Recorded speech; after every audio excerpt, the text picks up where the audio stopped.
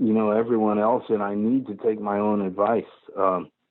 There's really no better way to get in touch with nature and really think about all of these aspects of environmental sustainability than fishing. What's up, everyone? John here from the Cast and Spirit podcast, and I'm super excited that you're with us today.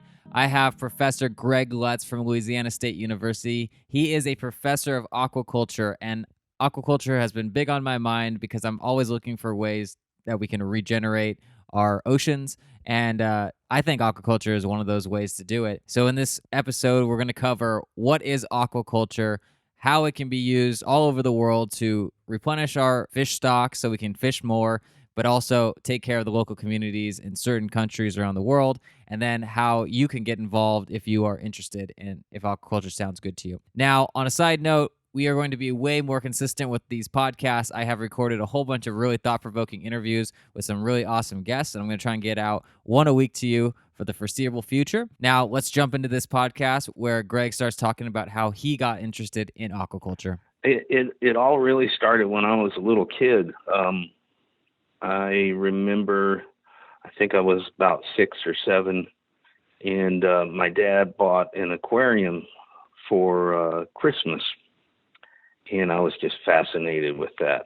And also, when I was young, I would go out with my dad to the river, and he would go fishing, and I didn't have the patience for that, so I would start turning over rocks trying to catch crayfish. And then I, got through high school, went to college.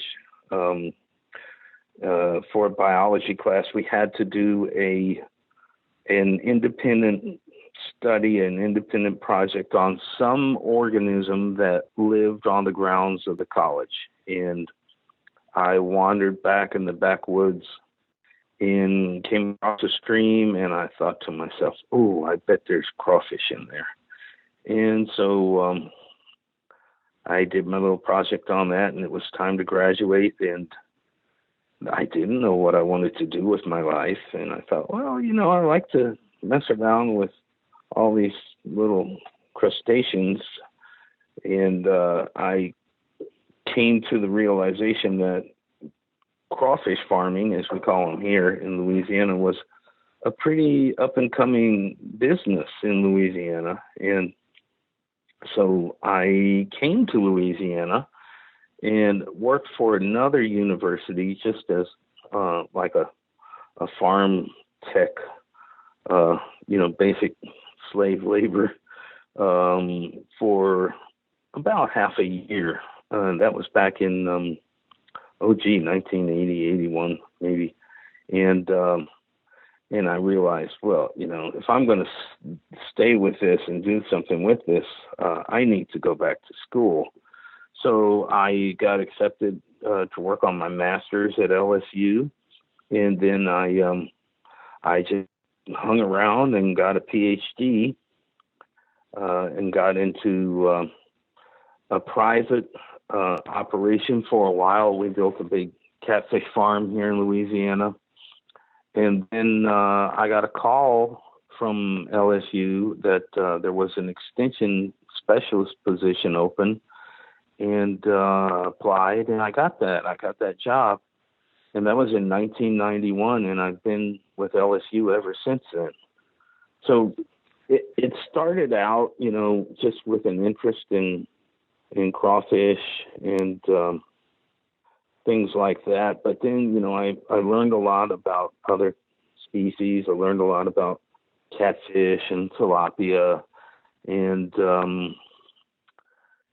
just all sorts of things. And I can say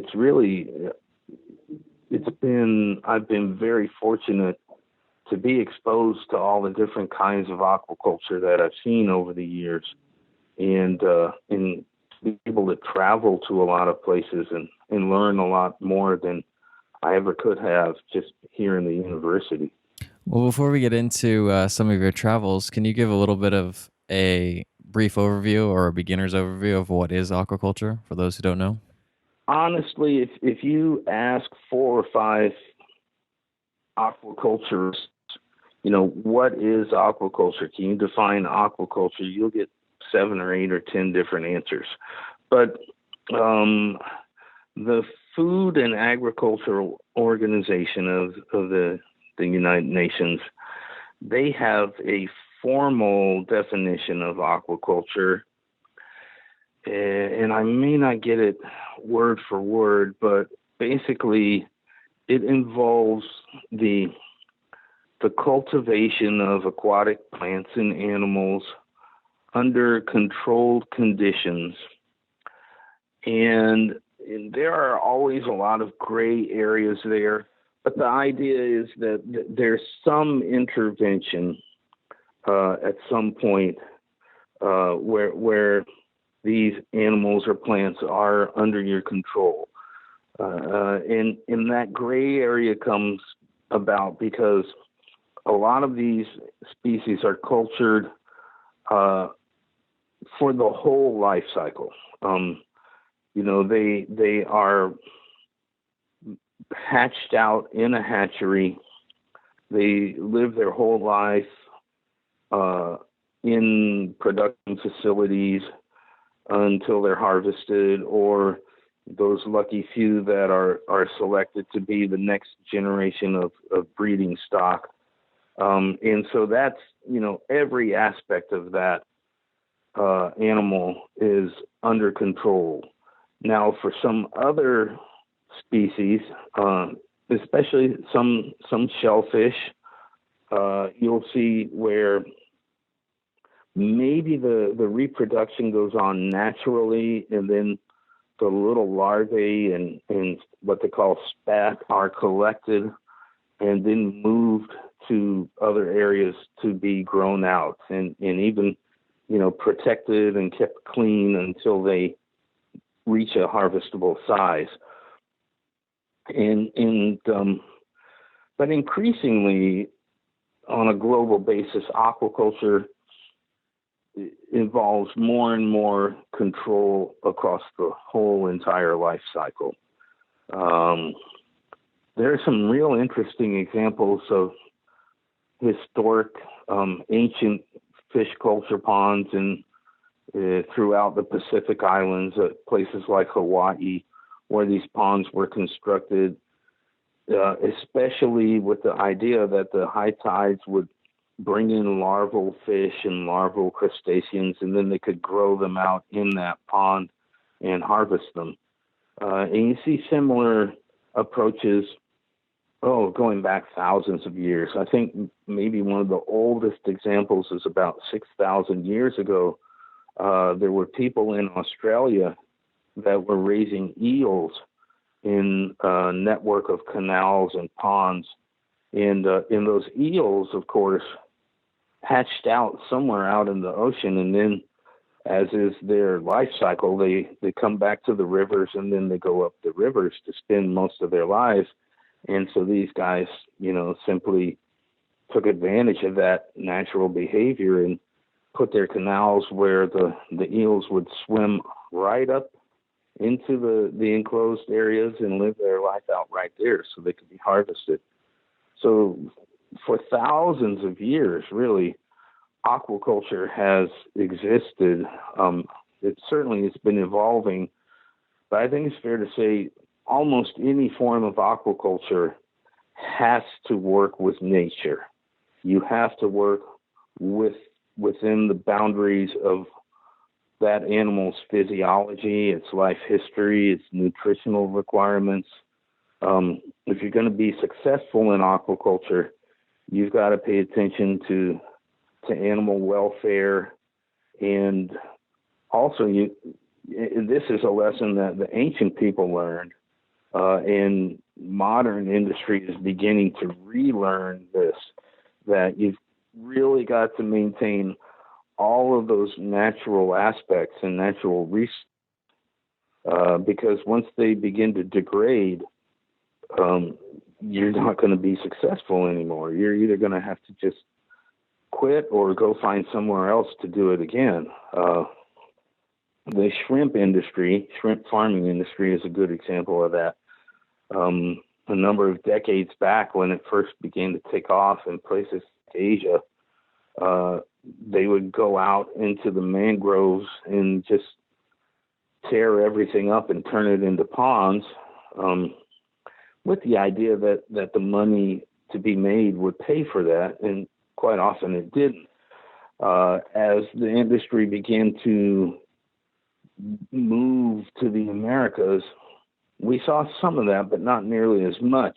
And like a good example is Honduras. Honduras has lots of shrimp farms, but if you go back and look at the satellite photos before all those farms were developed, you can see that most of those farms, virtually 95, 98% of those farms were developed on salt flats where there weren't any mangroves. And you see that more and more in other parts of the world too.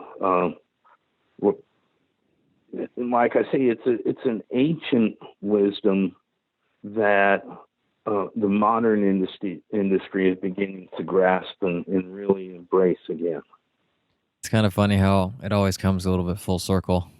It's like we just have a collective forget of what worked in the past.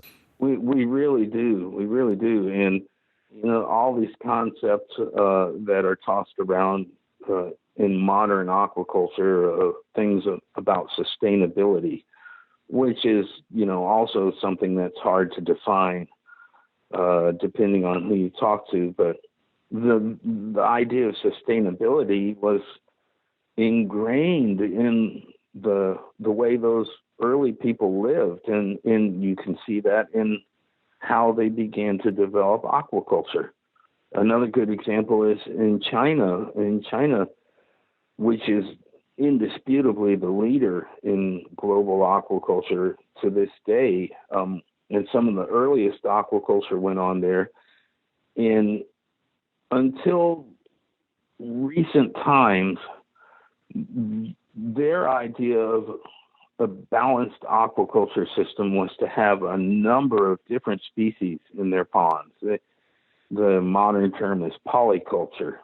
But if you had that right recipe, the right mix of different kinds of fish, some would eat the plants, some would eat the snails, some would eat the bugs, and the productivity would be much higher because you had that natural balance in that pond.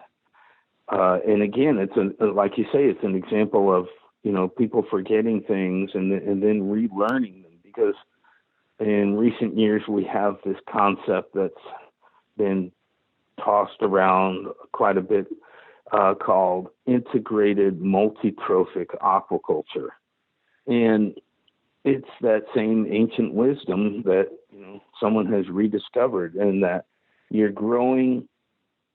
Let's say, for example, you're growing fish in a cage, and then as the wastes come out of that cage, because they will, even fish in the open ocean have to poop. So this idea that aquaculture species, produce waste and wild fish don't, it doesn't add up.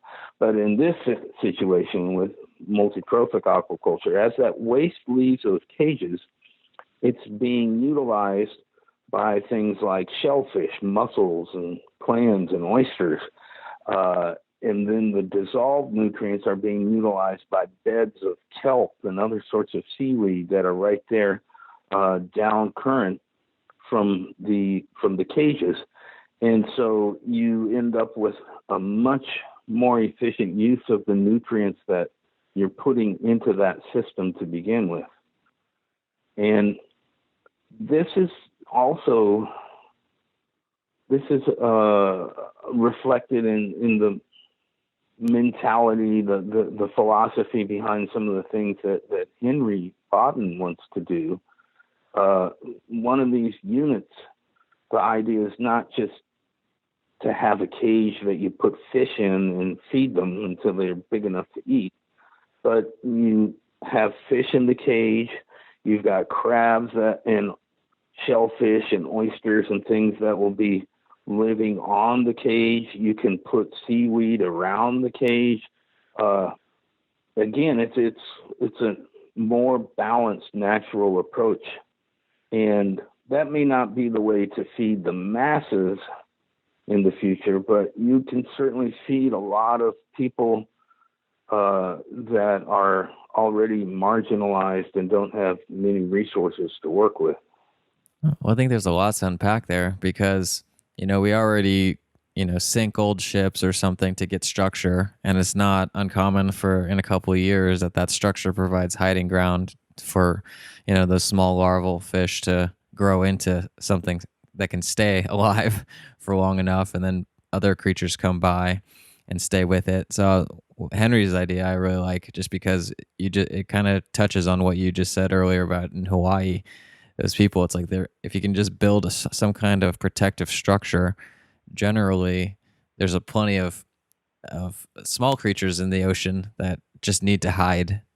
And then if you do it in a smart way, you can kind of make like regenerative structures that are not just like pull things out, which to me, that's the biggest problem, right? It's like I was watching an episode, I think, of Rotten on Netflix, and it was talking about how in New England, like, all these different smaller fishermen have just been kind of like getting aggregated into just bigger entities just because they can't compete. But it's always just take. There's never a put back in to the equation. Right. And it's like, come on. It's like, that's like the most basic thing is like, you can't just take and then imagine that this finite resource is magically just going to keep producing. Just because the ocean's big doesn't mean it's infinite. It's like, you got to kind of put back. Exactly. And that's the basis for a term that you hear bounced around a lot in natural resource management and fisheries management. It's extractive. It's just like you say. That's the perfect summary. The perfect way to explain it. You're just taking things out, and a lot of the history of modern aquaculture began with that situation. In the United States and in Europe, most of I guess, I'd have to say 200 years ago, 150 years ago, most of the interest at that time in aquaculture was in hatcheries. Hatcheries for fish, hatcheries for lobsters, even hatcheries for oysters, because the fisheries were so extractive that a lot of the breeding stock was being impacted. And so the thought at that time was, well, that's the missing part of the puzzle. If we could put more eggs and more larvae and more juveniles out there, then we can sustain our fishery, which to some extent can be true, but that's more of a situation by situation evaluation that you'd have to make. But that was the idea, and we see that to this day. Some of that has an important basis in conservation. When we get ourselves in a bind and we have done something to destroy or destroy the habitat or overfish a species, you will see what people call conservation aquaculture going on, where they make an effort to develop the hatchery protocols for breeding stock to produce more young to put out into that habitat, which of course isn't going to work unless you make great strides in improving the habitat and getting it back to where it was to be able to support that species. But another example is salmon fisheries. In Alaska, you'll hear different estimates, but arguably 40 to 60% of the salmon in that fishery started their life in a hatchery. And in Alaska, what they term aquaculture is still not legal. You can't farm salmon in Alaska the way you would in, say, Nova Scotia or Norway or Chile or New Zealand. You can't do it in Alaska. But nonetheless, those fish, it depends on who shouts the loudest, but a lot of people would say those are not wild salmon. Those salmon were born in a hatchery. Did you have a chance to watch that artificial documentary that goes into depth about the hatcheries, especially in Alaska? No, I haven't seen it yet. I think you'll like it. It's better that it's better that I don't watch it. I might get all fired up and get my blood pressure up. Hey, there you go. We and that raises another point that aquaculture in general is the subject of so much criticism, and the industry overall has really jumped through so many hoops as it's begun to mature to try to address that and take all of these sustainability questions into account in terms of improving their feed conversion, reducing their effluents.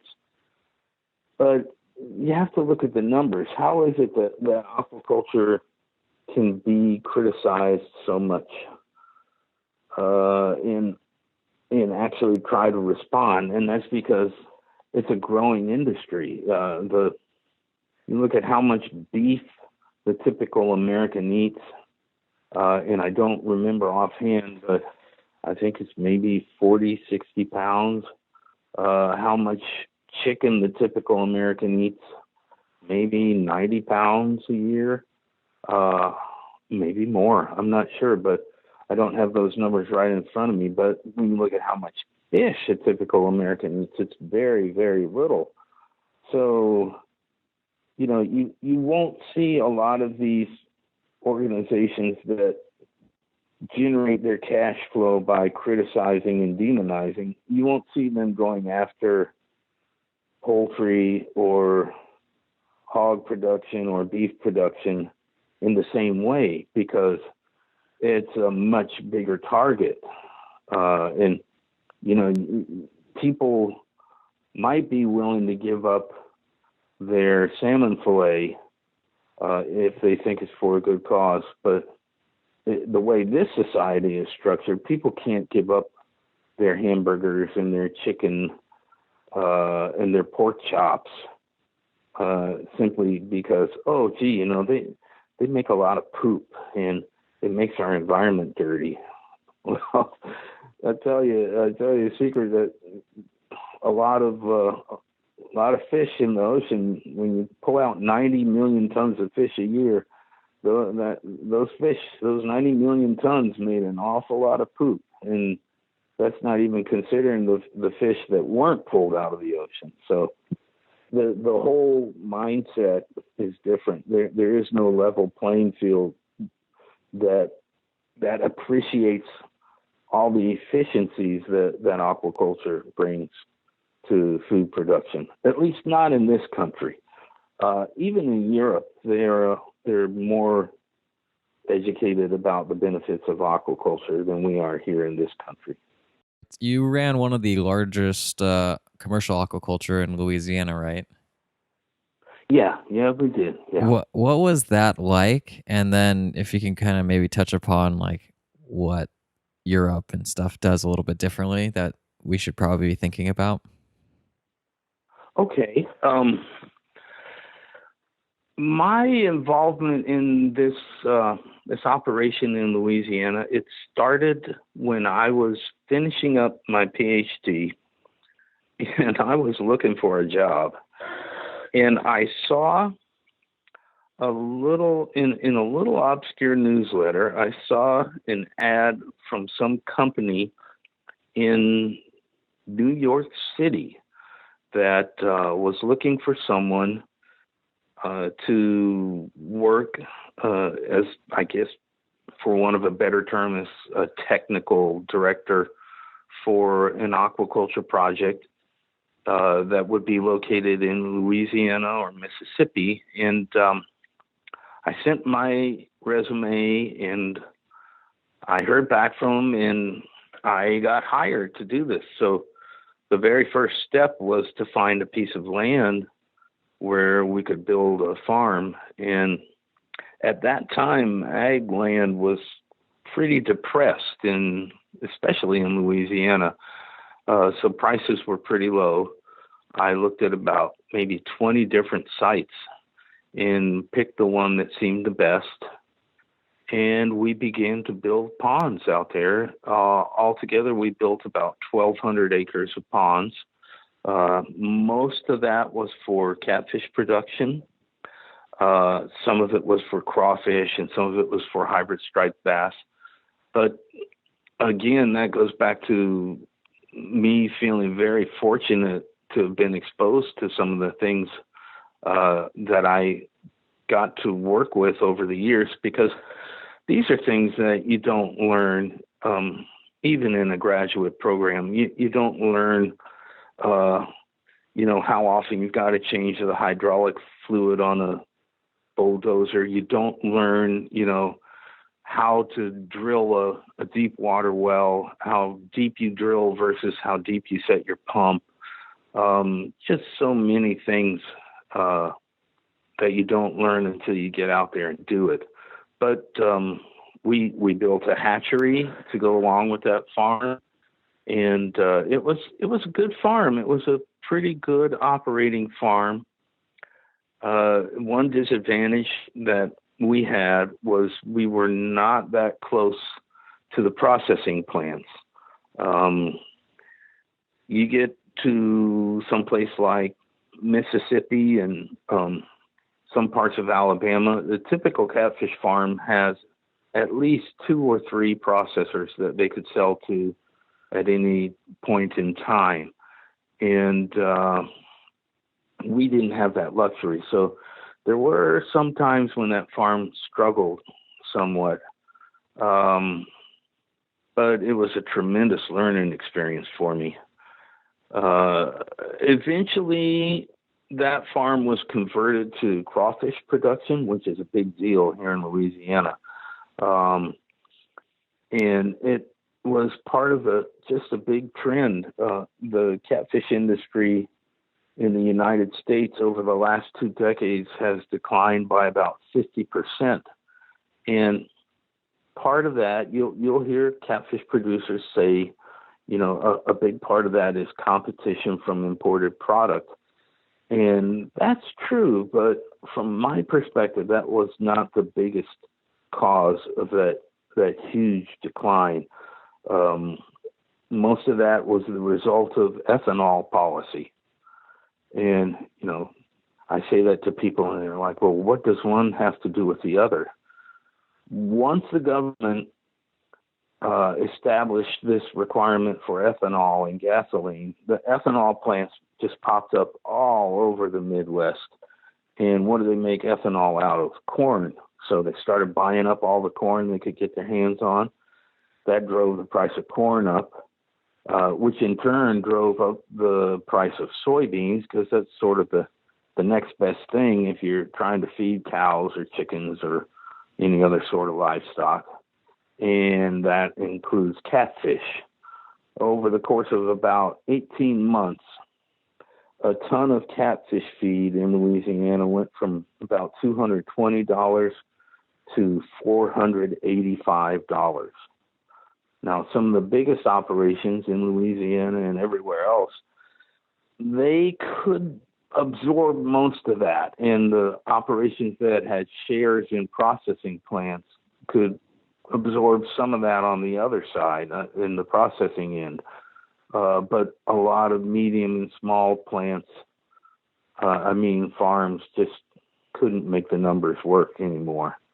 So that's an example of, no matter how sustainable or well operated aquaculture might be, there are a lot of policy questions that can impact it, for which there's no solution.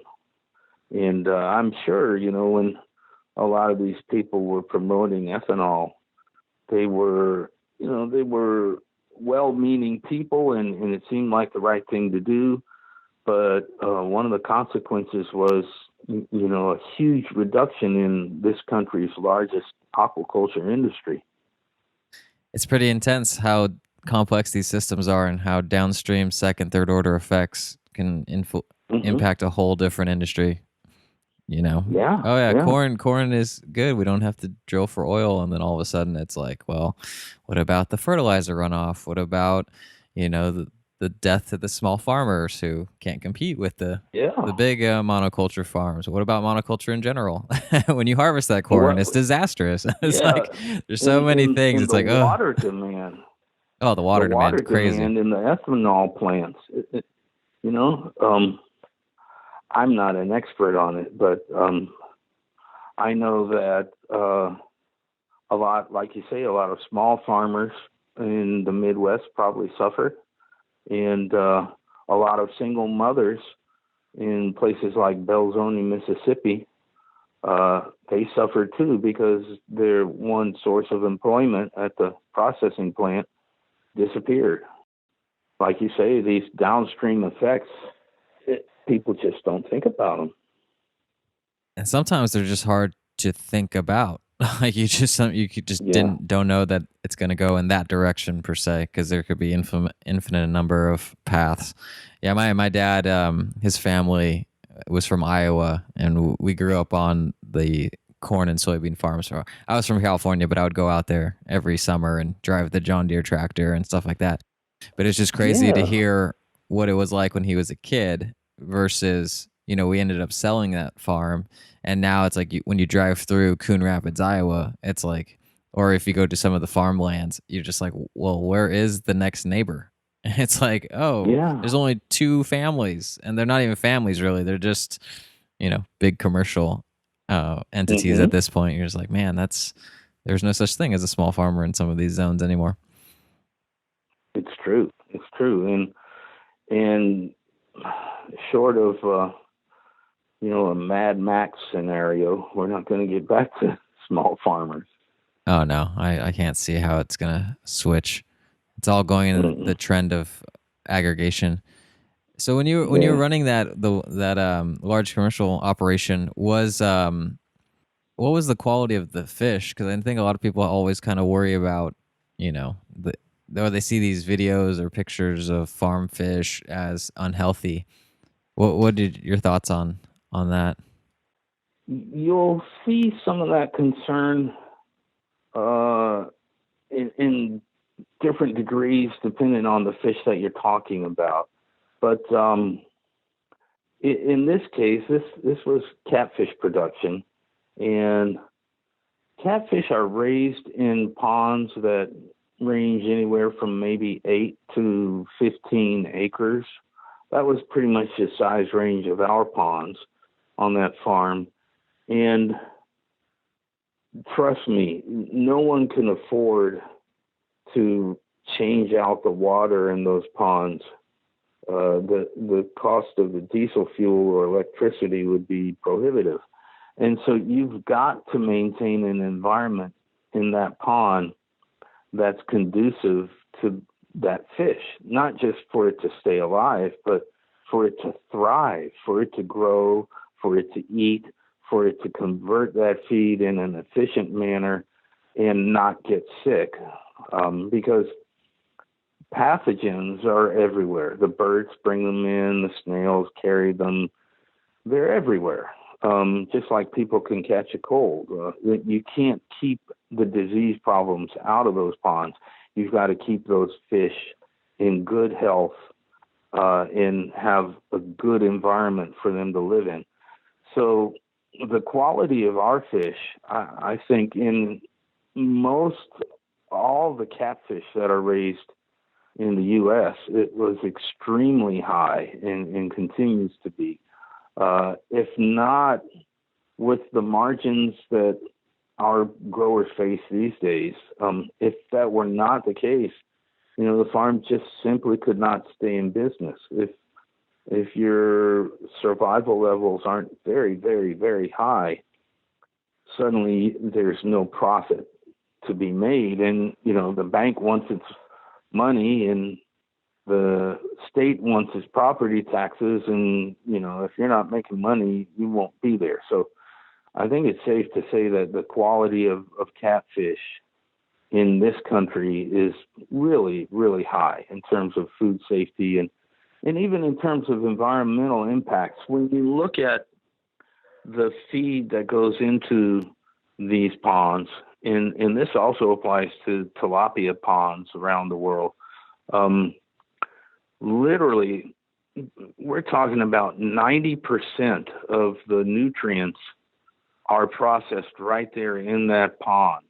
The environmental impact to the surrounding watersheds is minimal, really, really minimal. And when we compare that to the environmental impact of, say, poultry production or hog production or cattle production for that matter, unless they're grazing in a wide open space, aquaculture is miles ahead in terms of minimizing environmental impacts for the amount of protein that you're producing. I'm back on my soapbox, but that's something that policymakers and some of the advocacy groups don't tend to take into account.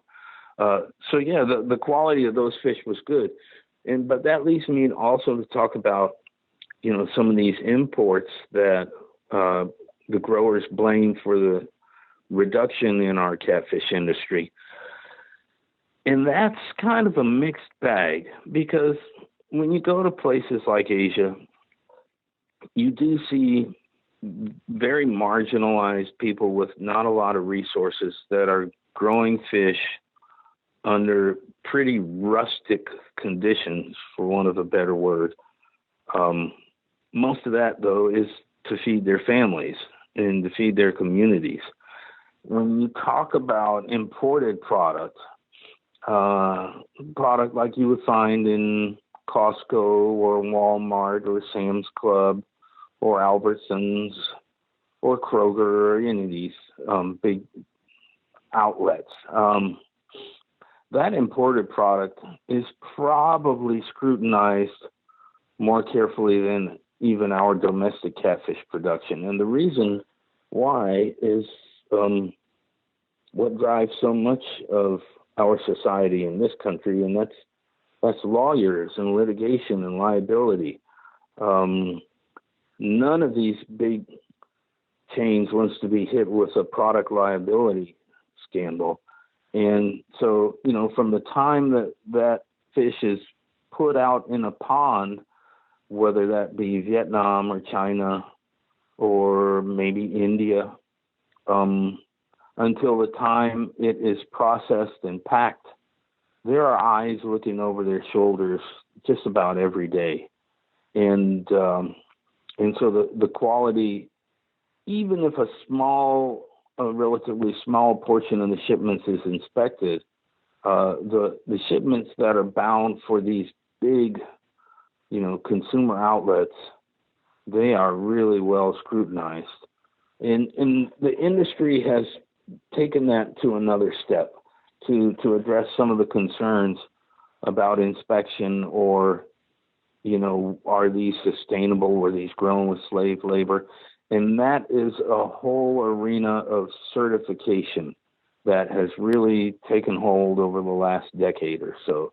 We have 3 or 4 big groups that certify aquaculture operations and products as being sustainable. And the standards are pretty high, really high. And the certification body, as if you will, they're not the ones that do the inspection. There's a third party that comes in and does the inspection to make sure all of those standards are met. There's 3 or 4 of them. And, if you look when next time you're in one of these big stores and you pick up a package of imported frozen tilapia fillets or frozen swai fillets, if you look, more often than not, you're going to see a seal of certification from one of these programs. Now, that adds some cost for the producer, but it's almost a requirement now in terms of global seafood markets. If you're producing tilapia in, let's say, Ecuador or Pangasius in Vietnam or channel catfish in China. If you want to sell it in the United States or in Europe, you're going to have to do it through one of those certification programs. So that's another layer of protection for the consumer in terms of imported products. Do you have any reservations when you're at one of these big box stores to buy any of that fish, or is it all good thanks to these programs that have been put in place?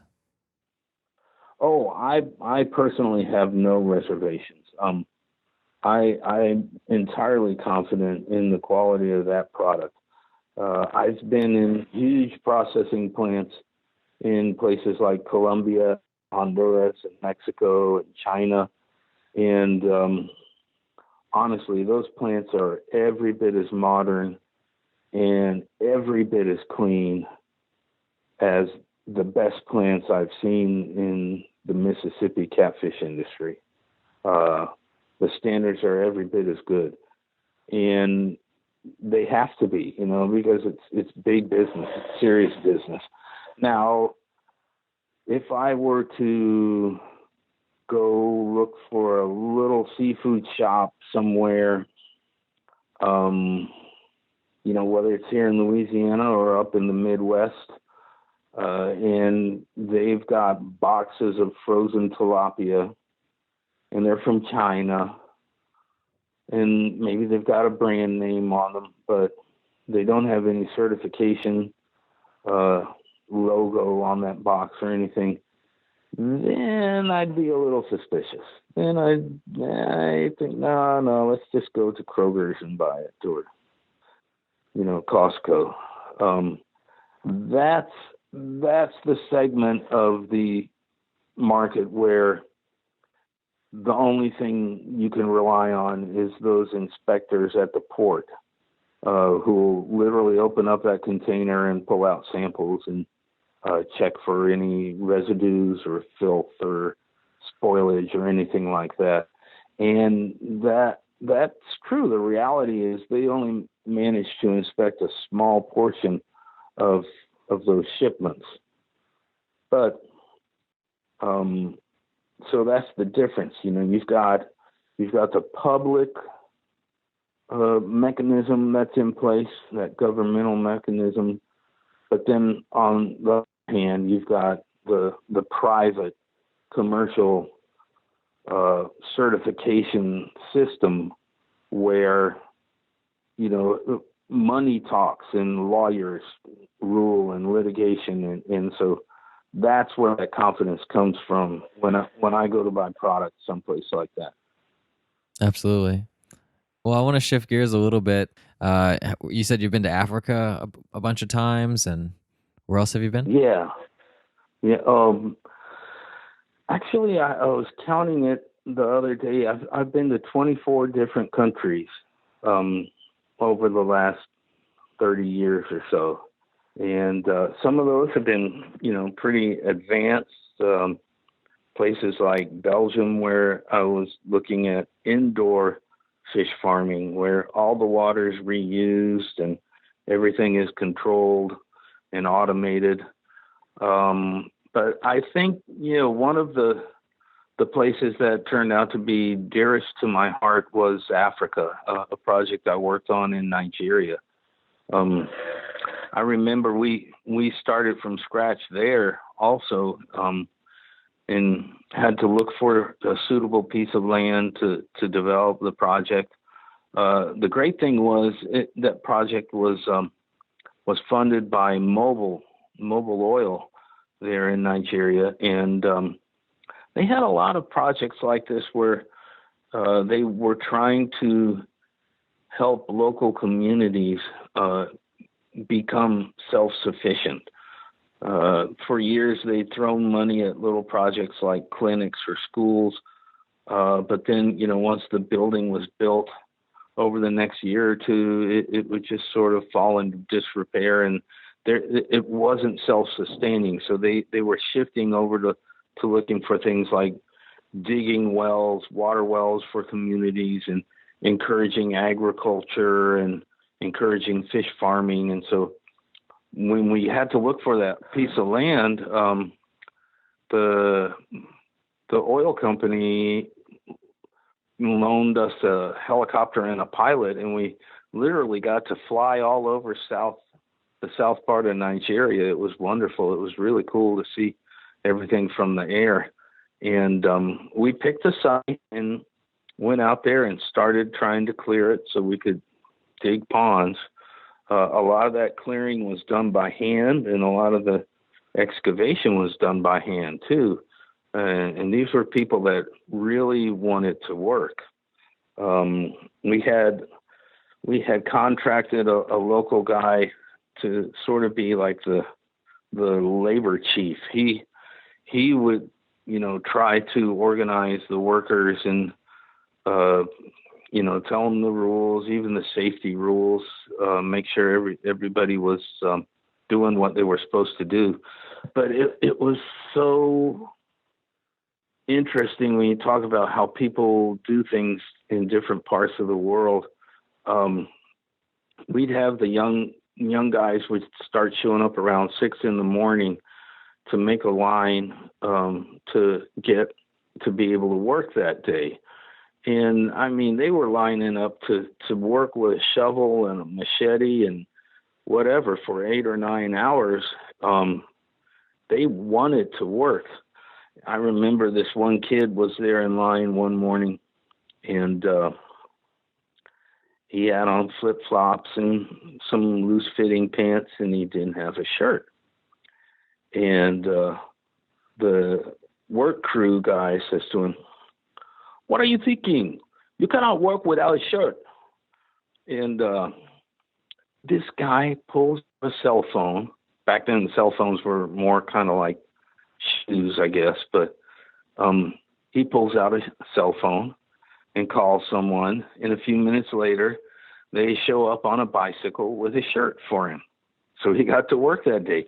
But I thought it was so funny that, this guy hardly had a shirt on his back, but he had a cell phone. And it just really impressed me that the priorities or the necessities, what people would consider a necessity in their life in a place like that. And as aquaculture has grown in Nigeria and all over sub-Saharan Africa, that has been one of the important ways to get technical information out to the producers. You can set up these networks on a cellular system where every week you can send out a newsletter saying, well, we're seeing such and such disease in this region, or temperatures are going to be hot next week, so pay attention to your oxygen levels, or, all the little things that good farming requires in terms of just that technical support. Cell phones have made a huge difference, and aquaculture is just growing like crazy in sub-Saharan Africa now. Because like I said before, if they need something, they'll find a way to get it. And that's one application of the technology where it's worked really well. And cell phones they're considered, it's not an option. You've got to have it. Just like, you see that here in the U.S. with kids with their cell phones and grown-ups with their cell phones, and everyone has their cell phone. Well, we're not alone. It's like that over there too. And I can get on my cell phone and type a message in WhatsApp and chat with friends of mine in Equatorial Guinea. So the technology side of it, the information side of it, is not necessarily what's going to hold back the growth in places like that. Yeah, it's definitely crazy how the cell phone is just such a powerful tool now, and how everybody has one. It's insane. But going into a little bit more about Africa, I know we were chatting before the podcast started a little bit about Henry's kind of invention and how you'd like to see it in Africa. Can you talk a little bit about, how you think his kind of fish trap could be deployed and the benefit it could be to local communities. Yeah, and Africa's a big place, and the people are different all around Africa. But like a good example would be places like the coast of Kenya. I have a colleague over there who is working on raising tilapia in salt water right along the coast in cages. But to go back to this concept of integrated multi-trophic aquaculture, there's a lot of other things that you can grow along with them in that same space with the same resources. And one thing that comes to mind is something that's called a sea cucumber. I've seen these things, and I don't think I could eat one. I don't think I could touch one. But they're a huge delicacy in China and other parts of Asia, and sea cucumbers. And it's the perfect animal to raise with a system like Henry's, where you're feeding one species and then using the structure and using the immediate environment to generate a lot more productivity. And the idea that you could put out thousands of these structures along the coast and support a sea cucumber industry for export and raise fish for local consumption, it's a win-win situation. And the great thing about that, especially for Africa, especially for East Africa, is suddenly they've got an export product. They can generate foreign exchange. They can bring money in, because the relationship between Africa and China is pretty one-sided right now. You see lots of Chinese businessmen looking for resources over there, components to make concrete, components to make aluminum, all sorts of things they're looking for to buy there in Africa. And they're selling ceiling fans, they're selling rubber boots, they're selling plastic chairs, they're selling motorcycles that come in a box. And this kind of technology, it's not just so you can feel good and you can, it's environmentally friendly. Oh, they have fish to eat now. It goes way beyond that, because suddenly you've got money coming from China to Africa instead of just going from Africa to China. Without losing anything, without giving away anything. So the economic implications for a lot of these coastal communities could be huge. It could really change the lives of a lot of little kids who, don't have new shoes when they need them, or can't go to school because their parents don't have any way to make any money to send them to school. So I think it's a really good way to use natural resources in a sustainable way to improve some of these livelihoods. That's just one example, but there's you go further south along the coast of Africa and you reach a point where abalone culture is a big deal. And these kinds of structures that Henry has could easily be adapted for abalone culture. Again, and have other species incorporated to utilize some of the same nutrients. So it's a passive sort of technology. It's not that hard to construct that structure, even from local materials for most of these folks. And for a little bit of inputs, you get an awful lot of outputs. Yeah, absolutely. And that's huge. Just thinking about the scale of getting this done around the globe per se, and how putting money into the local community could just have all these kind of downstream effects that we were talking about earlier. It's Mm-hmm. like we just can't even, you can kind of get a general idea of what could happen, but until it's being used, go through some iterations, and the technology is there, why not? So I think I hope he can get it out into the world. Yeah, I hope so too. Shifting to the end, I know we're coming up on some time. What resources can people look at that you recommend? Books, podcasts, magazine, trade articles, if they want to kind of learn more about aquaculture and maybe get involved. In some ways, it's encouraging, and in some ways, it's depressing because I think aquaculture does have a downside. There are some downsides in the past. There have been some real black eyes from the way certain people have operated. So if you just go online and start looking for aquaculture, you'll see some pretty negative portraits. Some of that is partly fair. Some of it is not really realistic at all.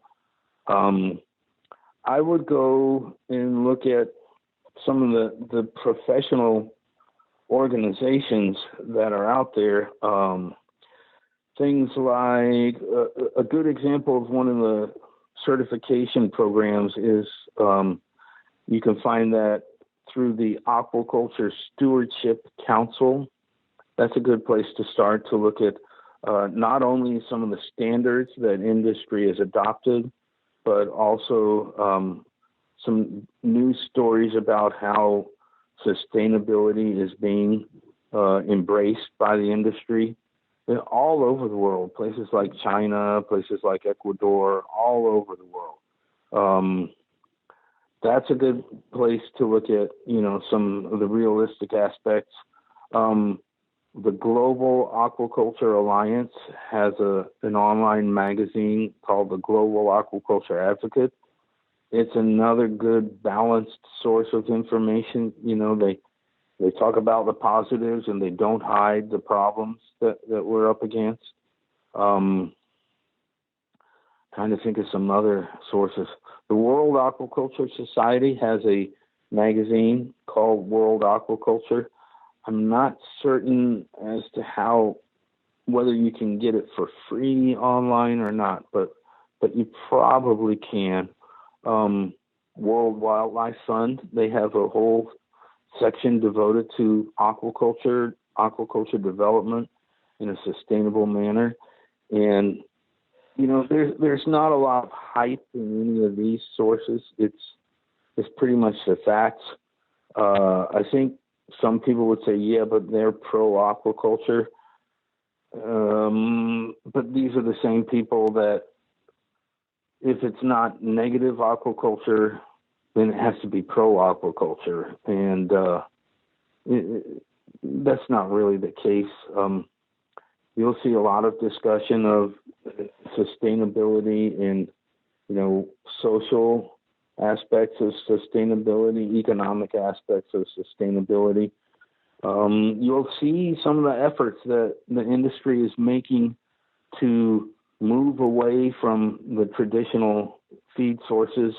Instead of things like fish meal and fish oil, now they're looking at black soldier fly larvae. They're looking at microbial single-cell protein sources. They're looking at algae. Lots of feed substitution going on, and that's an industry initiative. That's that hasn't been imposed on me through any government regulation. You'll see, if you can look at some of the news stories recently, some of the major salmon farming companies and fish feed companies have pretty much sent an ultimatum to Brazil that they are not going to buy any more of their soybean meal from Brazil for their feed. And soybean meal makes up a pretty big chunk of the fish feed all around the world. And they basically said, we're not sourcing any from Brazil because you guys are cutting down the rainforest to grow your soybeans. So there is a lot of social responsibility in the industry around the world that doesn't necessarily make the headlines, especially of some of these groups that just need a boogeyman so they can ask for your donation to save the planet. A lot of aquaculture producers are already trying to save the planet and not really getting much credit for it. Well, that's a good point.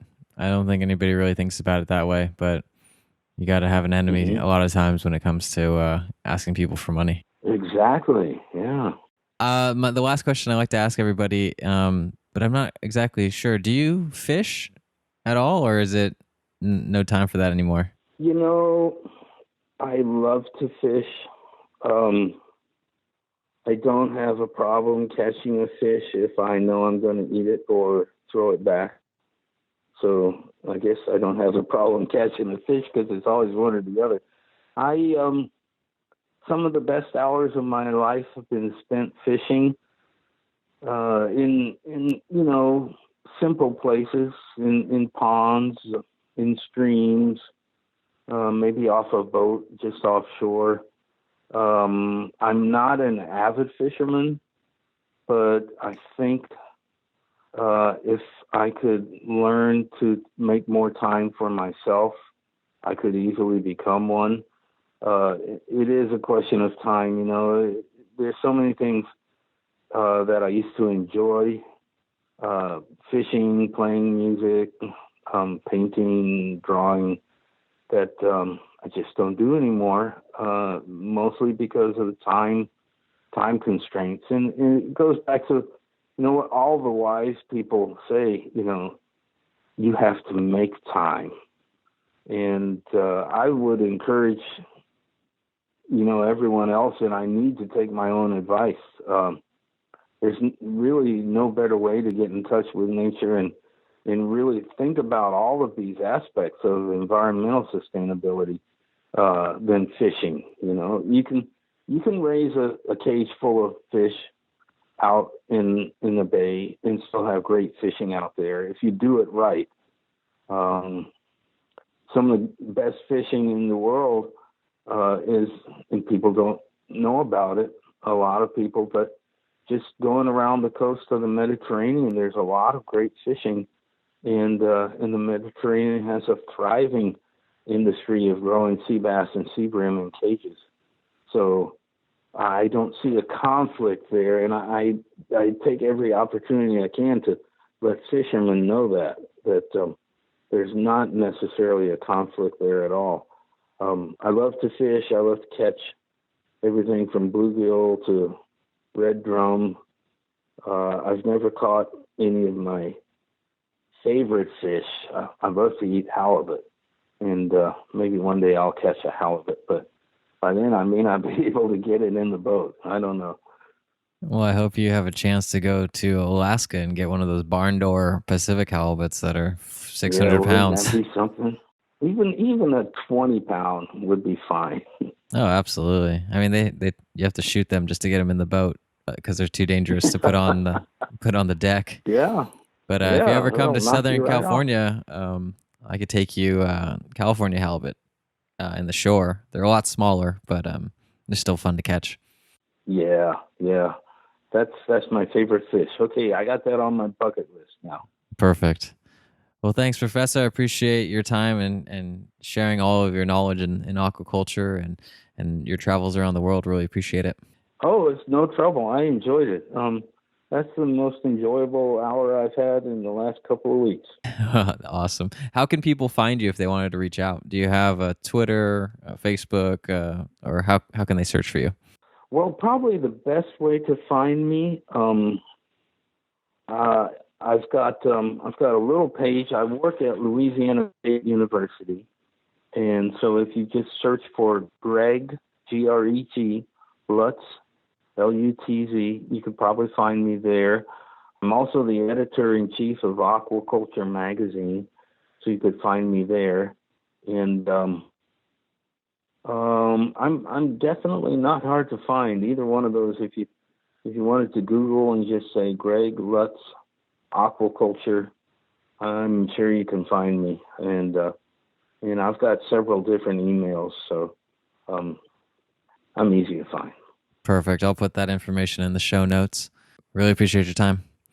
Oh, no trouble. I enjoyed meeting you and chatting with you. Well, that does it for this episode of the podcast. I hope you enjoyed it as much as I did. Thank you, Professor Lutz, for sharing your wisdom. I'm always looking for ways in which we can take care of our oceans and other waterways so we can fish more and make sure that we have fish for future generations. If you have any big ideas, I'd love to hear them. Just hit me up on castandspear.com/contact or leave a comment on iTunes. I read them all. And if you're already there, if you could leave a rating so other people can see this podcast, that'd be super helpful and much appreciated. Well, with that being said, I hope you're catching a lot of fish out there. Tight lines, everyone. See ya.